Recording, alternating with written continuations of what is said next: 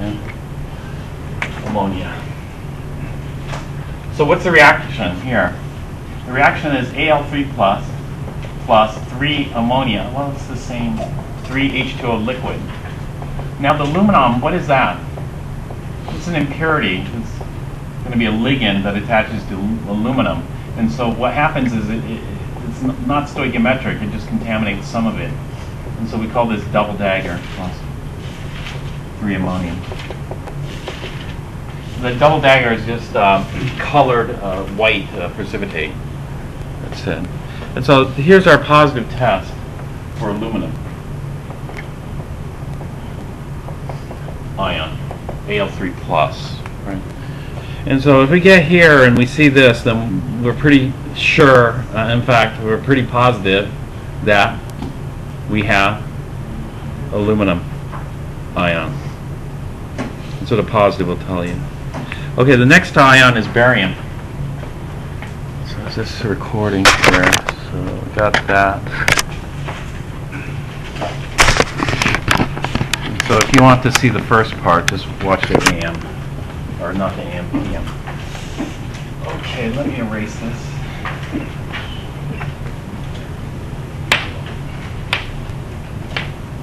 Test for barium, 2 plus. All right, 1, if our unknown contains barium, then with HCl, does anything happen? No. And so barium 2 plus H plus Cl minus, none of those are good for barium. 2.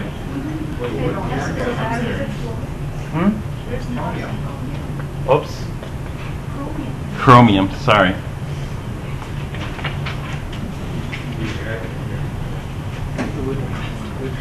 All right, chromium 3 plus. Used to have barium, but no more. We used to do a more intense version of this. So chromium 3 plus is going to be, if our unknown contains chromium 3 plus, you probably can already get a clue. But anyway, unknown plus HCl, yield, Nr. And so chromium 3 plus chloride, you know, nothing's going to happen, Nr. What's next? Well, CCS. Oh, is it a CCS? No. Is chromium 3 plus yellow? You probably don't know because you've never looked at it. It's not a CCS. I'm just going to give out a clear solution. You know, the very sharp people will probably look for the color for this. Find it somewhere, you know. I'm maybe not very sharp. I mean, you don't have to be very good. Just the people who are just looking around might randomly see what the color is. I mean, nobody can tell me what the color is? Yellow. Iron's yellow. Come on. Oh, I'm disappointed. Anyway, let me just continue. CS plus CS1 plus ammonia plus ammonium yields what color PPT? It says it here, doesn't it? Gray green. I mean, it's right there in the flow. You don't even have to look it up. Gray green precipitate. Gray green PPT. Obviously, it might be hard to see because you got a whole bunch of mix, but no, the PPT has to be yellow. Well, let me just continue. This is CR3 plus because I don't have much time. Plus, you can find it yourself. I'm sure you will be able to eventually.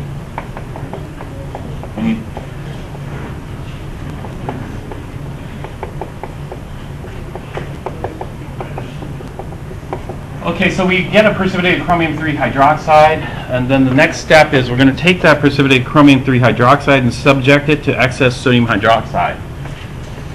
And so chromium 3 hydroxide And so we'll take the precipitate from 2 plus excess hydroxide yields what?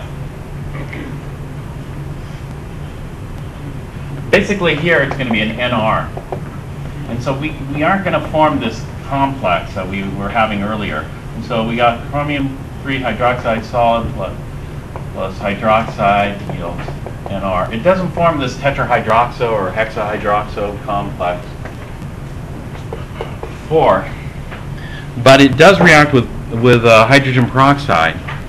And this is the purpose of the hydrogen peroxide. And so here we take the CC, it's not a CC, it's a CS. Or no, sorry, it's a PPT. PPT from 3 plus H2O2 yields, now tell me the color. Now you can tell me the color. Now we form a yellow PPT or what? A yellow solution, CYS. And so what is the reaction here? Well, we have chromium 3 hydroxide, right? Solid. Going to what?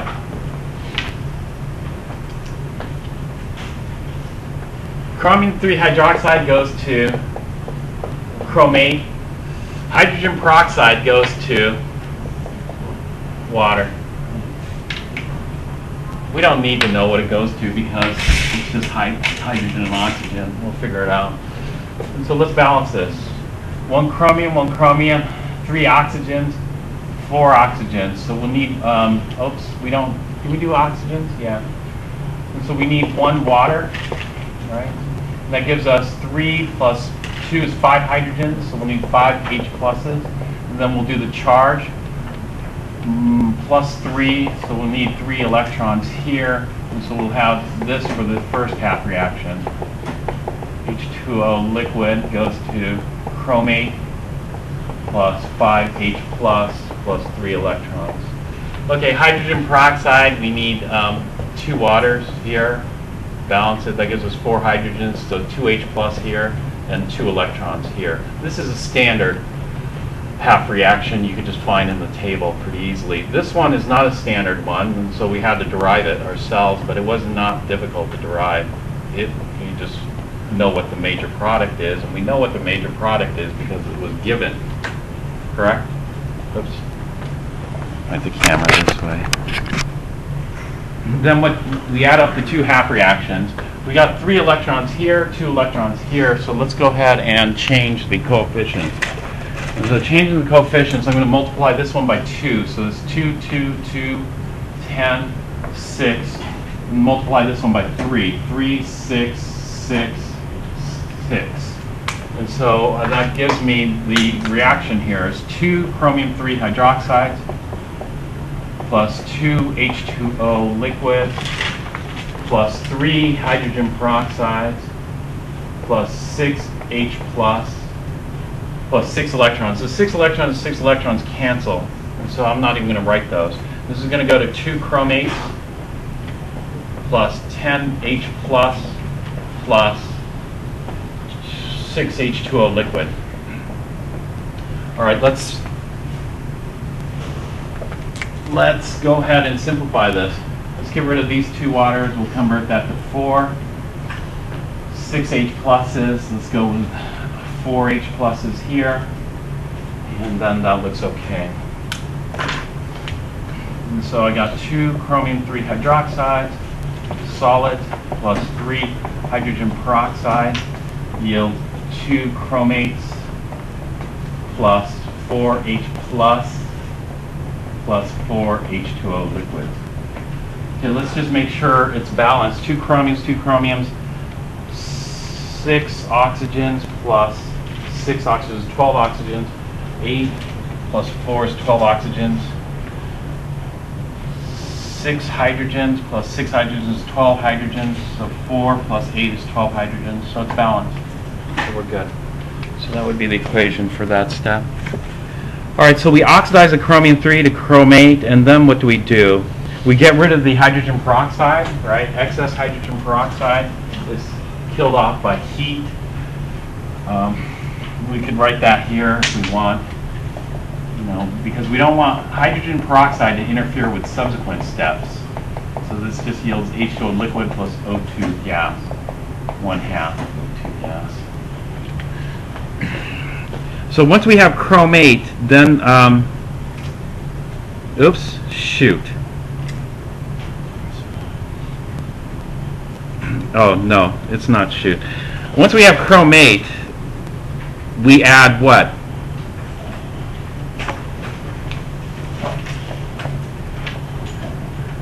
Once we have chromate, we add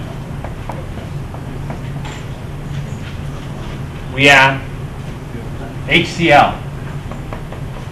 And what happens? Well, that gets converted. This is actually, I should say, CYS plus HCl yields COS.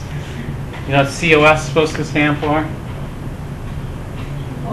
Orange solution, because chromate is yellow, dichromate is orange. And so what's the reaction here? And so what we're doing is we're going from chromate to dichromate. Is that a redox reaction? Yeah. No, actually it's not. It's an acid-base reaction. And so let's see how we're going to do that. We're going to do it like this. So what we have to do is we have to get rid of one of the oxygens. Do you see dichromate is not Cr2O8, it's Cr2O7. And so that means one oxygen's missing.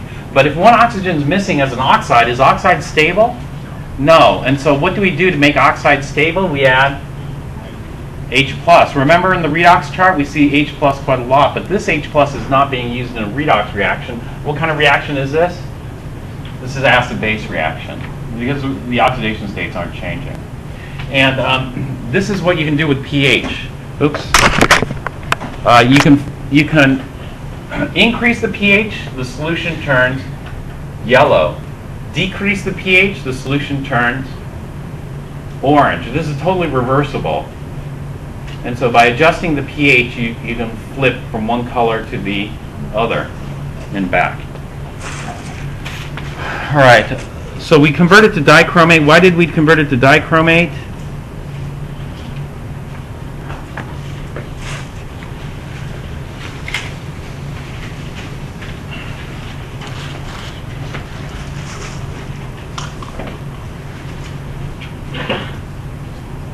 Because we're going to form a precipitate.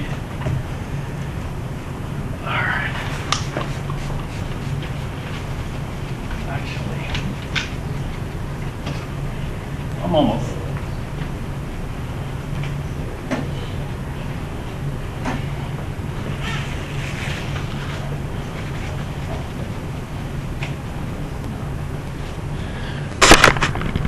All right. Next, in step 6, we're adding ammonia to dichromate. Dichromate plus ammonia. What should that do?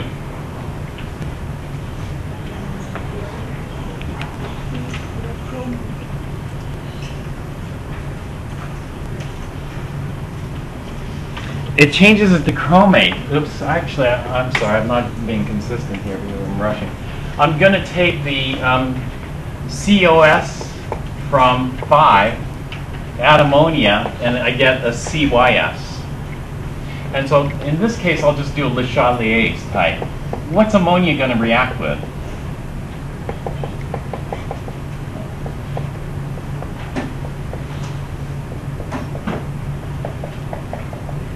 Here. Ammonia is going to take out the H+ and form ammonium. And so this shifts left. Shifts left. And so we reshift it back to yellow, chromate.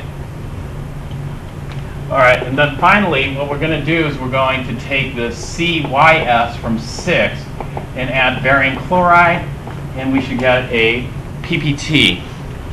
Pale yellow PPT. And so what this is it's just the barium ions plus the chromate ions yields barium chromate solid, PPT. Okay.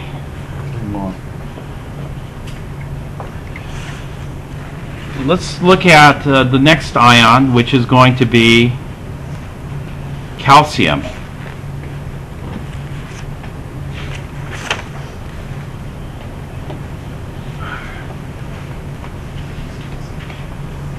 So that's a positive test for chromium. Is this a positive test for chromate? No, it's a positive test for chromium 3. So next we're looking at calcium. Calcium 2 plus. So 1, if your unknown contains calcium 2 plus and you add HCl, you get NR. That is, calcium 2 plus is not going to react with chloride. 2, we'll take our CCS1 and then add ammonia and ammonium. Calcium hydroxide is soluble, so we got NR here. And we got calcium 2 plus plus 2 ammonia plus 2 waters yields NR because, calcium hydroxide is fairly soluble from the solubility rules. And then we add what?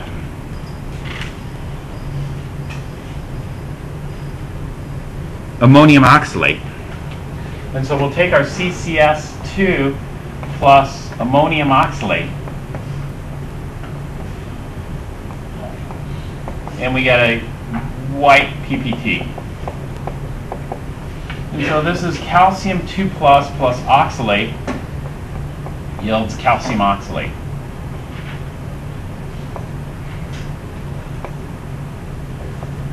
Solid. Okay, then then we're going to destroy our white PPT by using what?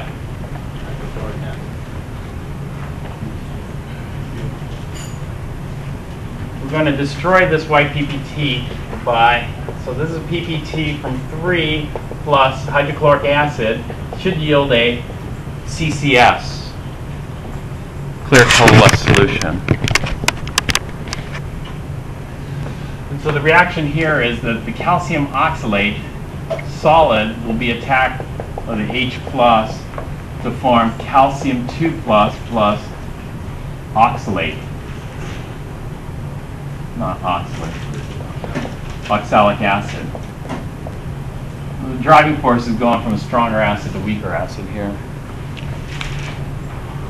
All right, then once we get the calcium oxalate dissolved, then what we're going to do is a flame test. And so 5, we're going to take the CCS from 4 and then subject it to the flame. And we should see a red, what is it, red? Red. Red flame. Brick red. Okay. Brick red flame. All right, and so the reaction here is like this. We take our calcium 2 plus, we put it into the flame.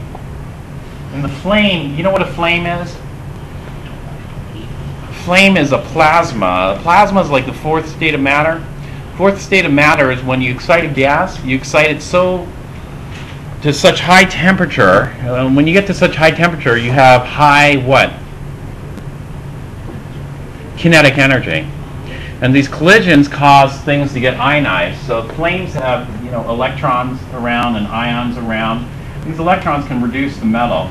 And so we could get calcium 2 plus AQ. Actually, then we need to vaporize it into the gaseous state. And from the gaseous state, we can reduce it to calcium metal in the gaseous state from the electrons in the flame.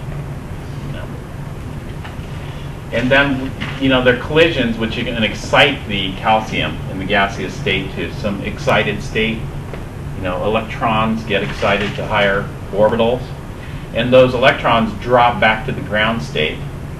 So and emit an H nu. What's an H nu?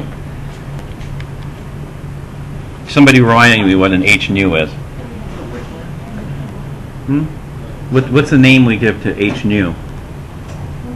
Photon. Good. Photon. Okay, after calcium comes magnesium. And so let's do magnesium. Hopefully it won't be too much more. So one, if our unknown contains magnesium. No, zinc. It's zinc. Is it zinc? Yes. Okay, zinc. If our unknown contains zinc,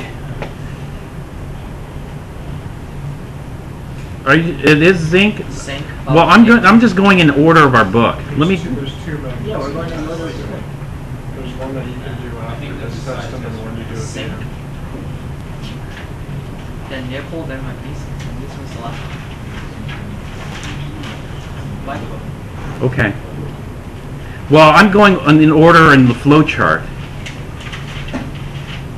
But I see what you're saying. 5A, 5B, 5C. All right, we'll do that. We'll go in that order. Zinc. If your unknown contains zinc, and we add HCl, what happens? NR. You know, Zn2 plus is not going to precipitate out with chloride. You know that. It's soluble.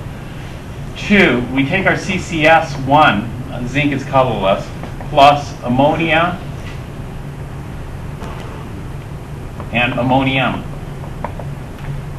Zinc hydroxide should precipitate.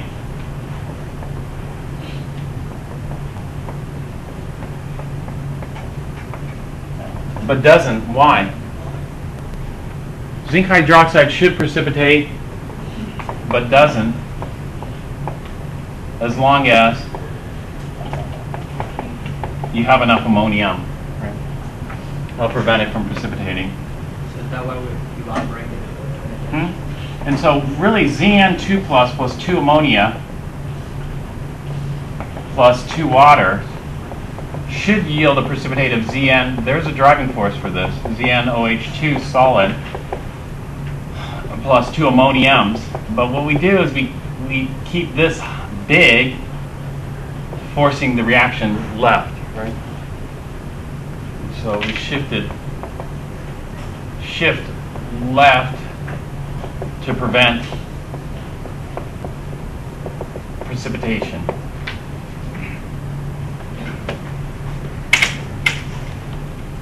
This is the buffered solution. Zinc hydroxide is insoluble. 3.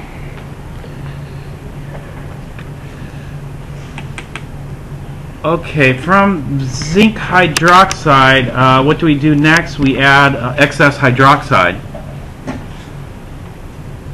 Or do we? No. We don't. It's in solution. So we add ammonium oxalate. Does zinc hydroxide react with, does zinc ion react with it? And so, no, we didn't form any hydroxide, zinc hydroxide. So we're going from CCS2 plus ammonium oxalate yields what? NR. And so Zn2 plus oxalate, this does not precipitate. Calcium precipitates, but zinc doesn't. Okay, next, we evaporate to remove ammonium.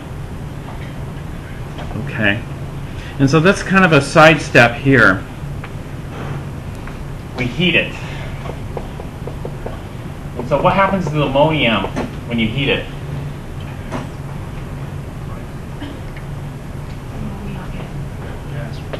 Does it go to, is ammonium normally a gas? Or what is it?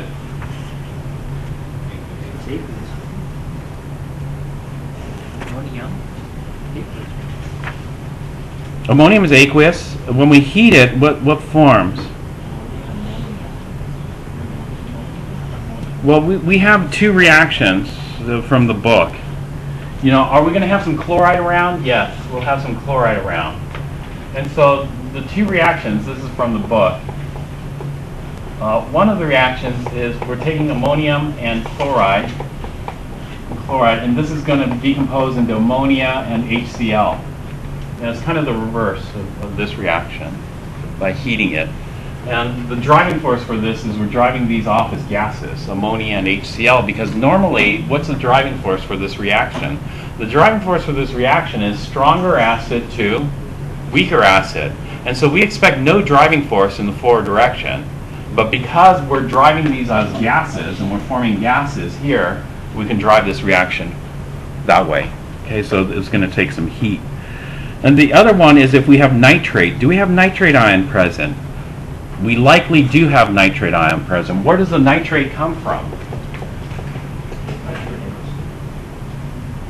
From nitric acid. But did we add any nitric acid? We did?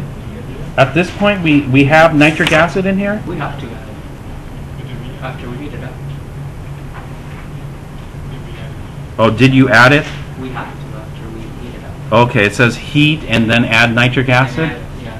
All right. If you're adding nitric acid here, that'll help promote this next reaction, which is going to form nitrous oxide and water. That's the acid. And so N2O, H2O gas. And we keep heating. Yeah. And so these are two ways. Ammonia is going to give off clouds. The nitrous oxide is colorless. Yes. All right, what's next? What's next in zinc is we're going to add sodium hydroxide. Excess sodium hydroxide.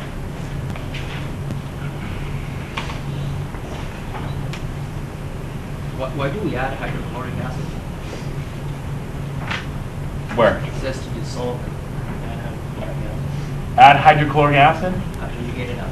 After you heat it up? Yeah. After you heat it up, you evaporate it to dryness? Yeah? Was it completely dry? Yeah. Well, to rehydrate it, you add HCl. Now, you could have added... They also say water, but hydrochloric acid. You could have just added water. There's really no reason. Sometimes it just helps to dissolve it in acid at lower pH. This acid drives it, depending on what else you have. So for example, if the nickel and magnesium were in there, then to dissolve those, if they crystallized, due to evaporation, it's just easier to dissolve those in acid than in base or water. But if there's HCl in there, then this next step is kind of critical, because less HCl to dissolve. Because in the very next step, what are you doing? You're adding sodium hydroxide. You're adding sodium hydroxide, and that's going to form a peak. yeah. So we take the CCS from 3,4 plus sodium hydroxide, and this has to be excess sodium hydroxide. The reason is what happens is this. We should get a CCS. But if you just take ZN2 plus 2 hydroxides, you know what you're going to get?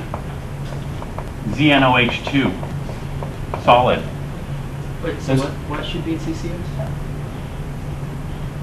What should be in CCS? The product. The product? The product is a CCS.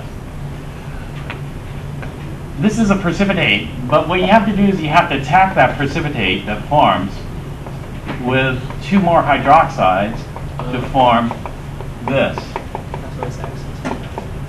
Tetrahydroxozincate ion. Tetrahydroxozincate is a CCS. And you got to make sure you add enough sodium hydroxide because you don't want the zinc to go over with the magnesium and the nickel, right? And then we're going to add the potassium hexacyanoferrate to this solution. And so 6 CCS from 5 plus the potassium hexacyanoferrate 2 yields a gray-blue PPT. And so here we have the ZN2 plus and the hexacyanoferrate ion. Oops, we'll need some HCl. Need to do that before. Should have done that. All right, let me do this combined, sorry.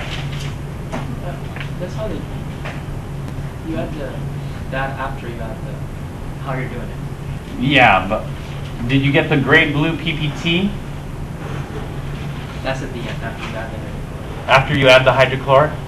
All right, this is it then. The ZnOH 4 2 minus plus 4H plus yields Zn2 plus 4 waters. First we kill off the complex, and then we take the Zn2 plus FeCN6 4 minus. So we'll need 2 Zns to do this, and that will give us Zn2 FeCN6 solid.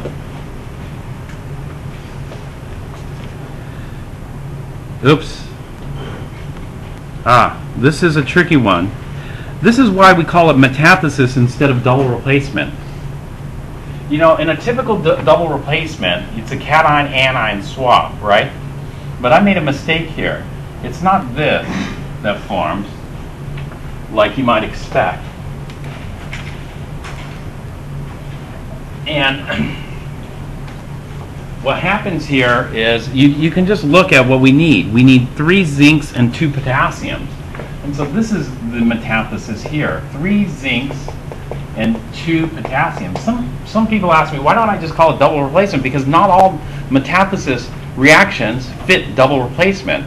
And so a lot of people criticize that the flowery words, metathesis. Where does metathesis come from? But it's not a flowery word. It's a very common type of chemical reaction. And so 2 potassiums, and then we need 2 FeCN6s 4 minus. And this is going to form a mixed cation salt. A mixed cation salt, Zn3, K2, FeCN6, 2. Mixed cation salts are no big deal. You've seen mixed anion salts. Can you tell me a mixed anion salt that you saw from Chem 1A? It had to do with iron. It's a common mineral. Mixed anion salt. Or mixed, oh no, it wasn't mixed anion, sorry, it was mixed cation salt from Chem 1A. Mineral that starts with an M.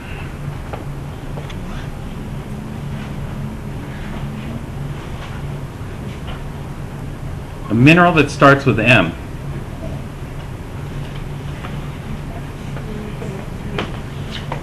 Fe3O4.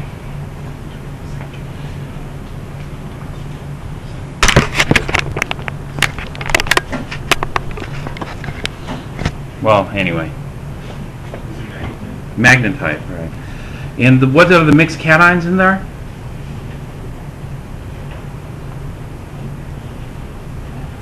Fe2 and? Yeah. Fe3. It's a mixed cation salt. Or ionic compound. And so here we have another mixed cation compound like this.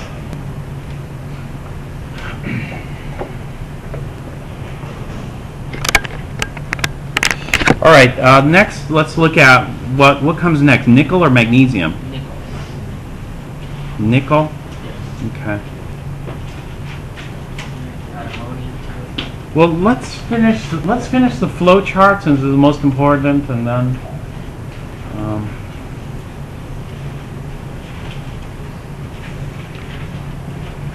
yeah.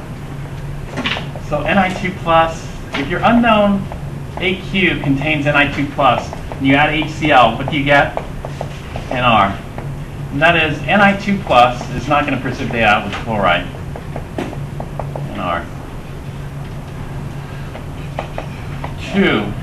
Is this a CCS? No, it isn't. I'll just call it a CS. What color is nickel 2?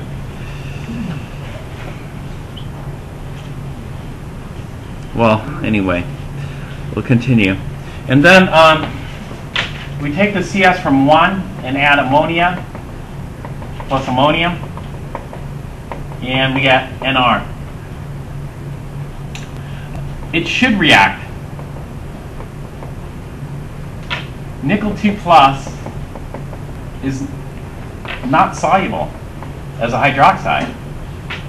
And so we should form nickel 2 hydroxide solid, but we're going to use some equilibrium tricks to do what?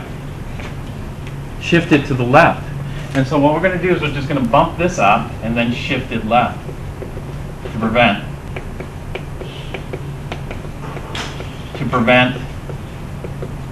precipitate from forming.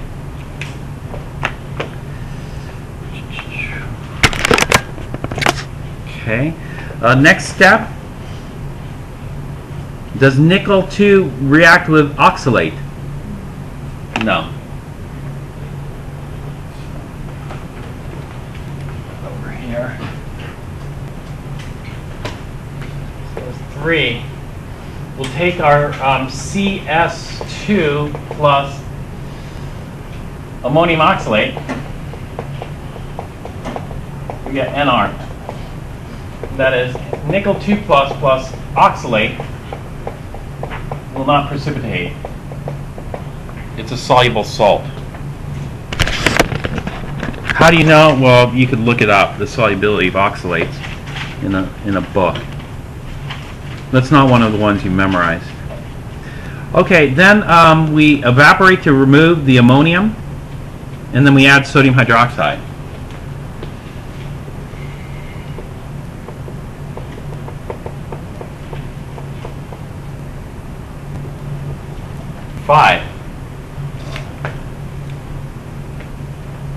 After we remove the ammonium, we'll take the CS3,4 and add sodium hydroxide to this, and we get a precipitate. What color is the precipitate? It's not white. It's green precipitate. This green precipitate is what we call a positive. A positive for nickel. If you got a white precipitate, would that be called a positive for nickel, or would that be called a negative for nickel? A white precipitate. It would be a question mark, but essentially it would be a negative. So what does it mean until a negative test result for nickel occurs? Well, we'll see what it means in a minute. And so this precipitate here, we're going to add ammonia to this. Oh, actually, let's. It says nickel 2 plus 2 hydroxides yields NiOH2 solid. 6. We're going to take the precipitate from 5 and then do what? Add ammonia, excess ammonia to this.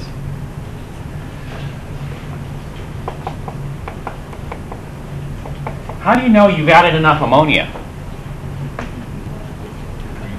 The green precipitate dissolves, giving you the quote negative test result for nickel. Does that make sense? And so the precipitate dissolves, and we end up with a CS. Clear solution. You can note the color if you know what the color of nickel 2 is in solution. What's the reaction for this? The reaction for this is this. In chapter 18, we're going to write it differently, though. Chapter 18 is different, the way we're going to write this. But essentially, we're going to add 6 ammonias to this. Ammonia turns out to be a good ligand for nickel.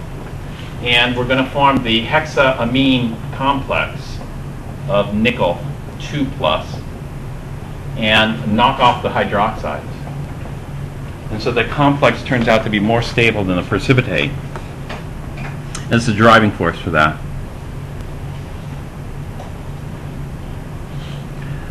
Which is pale violet. Then what? We're going to take the clear pale violet solution, I'll just call it CES, from 6, and add DMG, dimethylglycine, to this to get a precipitate. What color is the precipitate for nickel? It's a red PPT.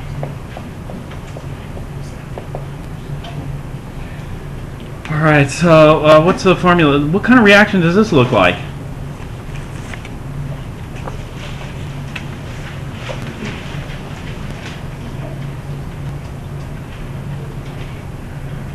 What kind of reaction does this look like?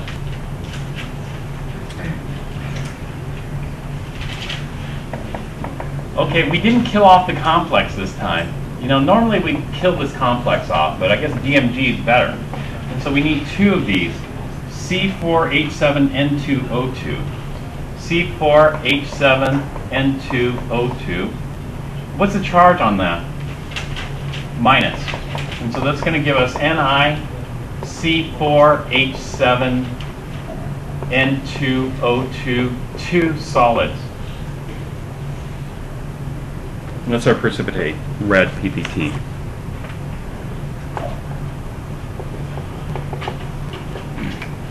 Okay, next we're going to magnesium, correct? Okay, so let's go to magnesium.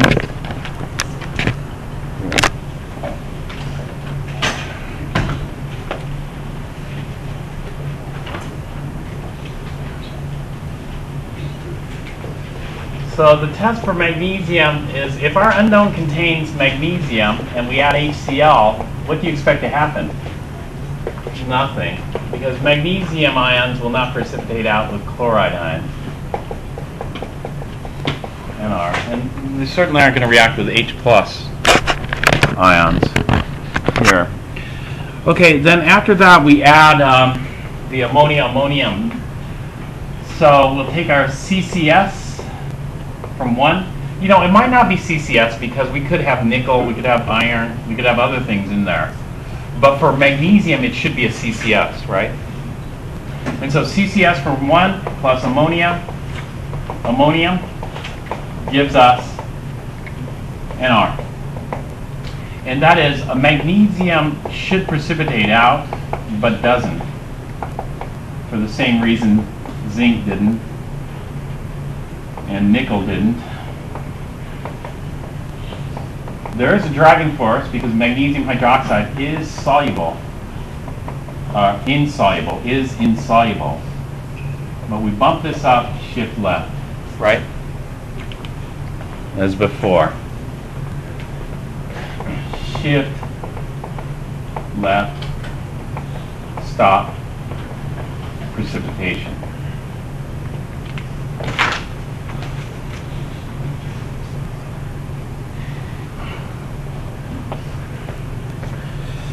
Then we add oxalate to this. Magnesium you would expect to react similarly to calcium in terms of oxalate, but interestingly it doesn't. So we'll take CCS2 plus ammonium oxalate,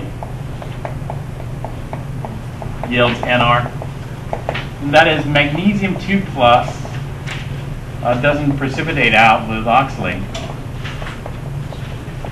It must be soluble or fairly soluble. Such that precipitation doesn't occur. And then we evaporate the ammonium.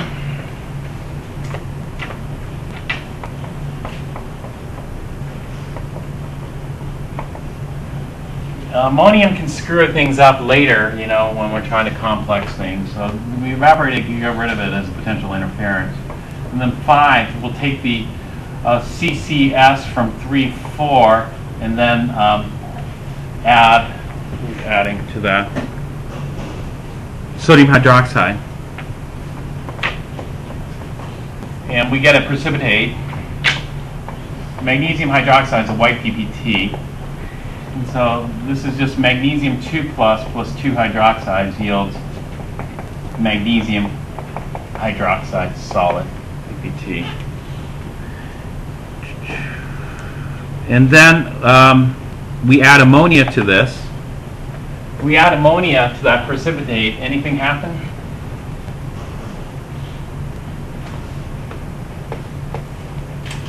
So if we go from the precipitate of 5 plus ammonia, we get nothing happening, NR. So magnesium hydroxide will not form an amine complex like nickel does. You know, these Lewis acid-base ones are hard to predict. 7.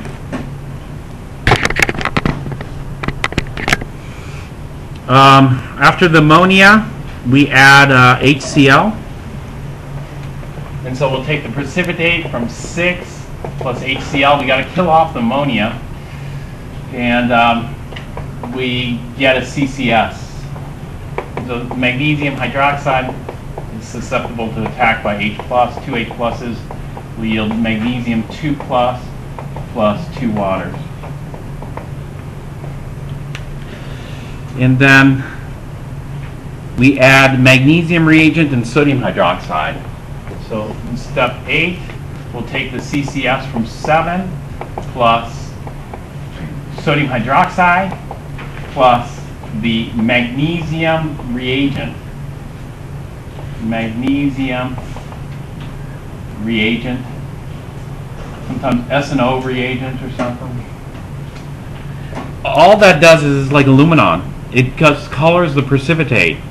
And so when we add this, we get, rather than a white PPT back, we get a blue PPT. Blue lake. And all that is it's a discolored magnesium hydroxide precipitate. So 2 hydroxides plus Mg. What is it labeled in the? What is it labeled inside the hood? Magnesium reagent? All right, we'll just call it magnesium. You don't need to write the formula for this out. It's just a dye or ligand that attaches in small quantities. We'll just do a magnesium hydroxide double dagger to show it's not pure.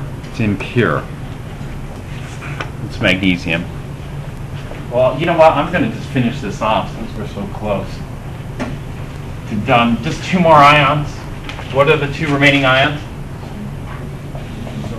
Sodium. Sodium, you got to watch out. Sodium contaminates everything, right? And so this is, if your unknown contains sodium, we put it in the flame and we get yellow. And it's got to be bright yellow. Now, faint yellow could indicate contamination. You got to watch out because a lot of things have been contaminated, maybe. And so what do we have here? Well, you got sodium ions, AQ. We vaporize those to sodium ions in the gas phase. We reduce those in the flame, so we get sodium atoms, vapor. And then we excite those by collisions, so we get excited state of sodium, which drops back down to the ground state and emits a photon, H nu, a photon. All right, then finally the ammonium test. The ammonium test is if our unknown contains ammonia, we subject it to sodium hydroxide and heat. And we get a gas, a CGS, clear colorless gas, and the clear colorless gas turns litmus blue. And so here, what we do is we have ammonium ions combining with hydroxide ions to form ammonia AQ. The heat converts this to ammonia gas, and then we subject the ammonia gas to litmus. Litmus can be abbreviated HLIT. It's a big organic acid. And rather than writing it, we'll just abbreviate it HLIT, which converts this to ammonium and converts litmus into LIT minus. LIT minus is blue. HLIT is red. Okay, and then that's it. So those are all the reactions and observations for this experiment. This is when I told you about the report for this. The report is going to be very simple. On the report, you just have a sheet telling me I found these. I tested positive for these cations. That's it. And put the unknown number. Yeah, and you got to put the unknown number, otherwise you're going to get 0 credit for that. That's the bulk of the points. Now, some people do a major fail on the unknown analysis, and so to recoup points, this is what I also do. You know all this stuff I wrote on the board? You're going to turn it in. with your unknown. Okay? And so you're going to have the unknowns on one page that you tested positive for, and then on the remaining pages you'll just go through the whole analysis just simply by going through these. Okay? And that's a report for this. All right, that's all I'm going to talk for.